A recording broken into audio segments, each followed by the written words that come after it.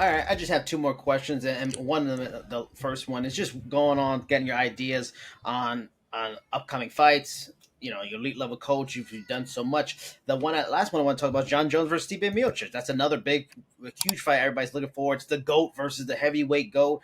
On paper, for Stipe, it just seems like a bad matchup, especially if 41, hasn't fought in over 2 years. Like, I feel like if this was 4 or 5 years ago, man, this is a really interesting fight. The speed difference, the wrestling. But then again, Stipe's the guy that surprised and beat Daniel Cormier. If you're in Stipe's corner with all those factors, what do you coach him? Like, what do you do to try to avoid those things that he's not good at and he has trouble with against someone like John Jones, and then play to his strengths, the power, the durability, the fight IQ?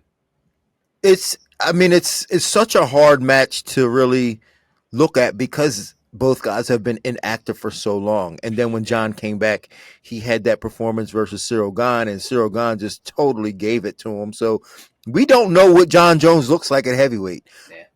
I mean, it's easy to say he looked great because he beat a Cyril Gane who just laid down for him. But the videos I've seen of John working out, like, he didn't look that fast. He didn't look all that great. So we don't know what he looks like at heavyweight. So very difficult to tell how he's going to come out. So if I'm Stipe, we don't know how he's going to look.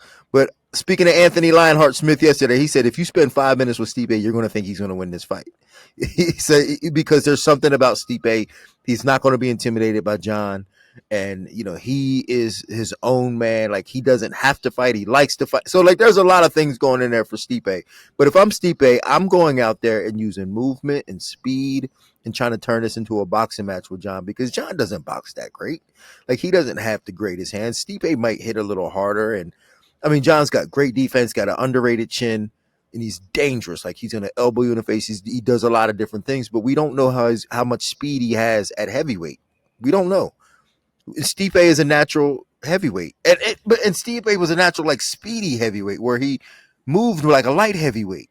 So if I'm Stipe, I'm getting back to that. I'm using my feet and trying to box John, because I don't think John can box with him. So that's what I'm doing. And I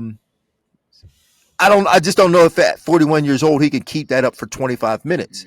But I would do that for as long as I can, and maybe see if I can hurt John and make him and slow him down. So I would try that strategy. I would try to box John using a lot of movement, touch and go, make him miss. John's not, he didn't look all that fast for the few seconds that he was standing up with Cyril Gane. So maybe Stipe. I'm not going to count him out totally, but it's still kind of hard to have faith in a man who hasn't fought in 2 years and is 41 years old.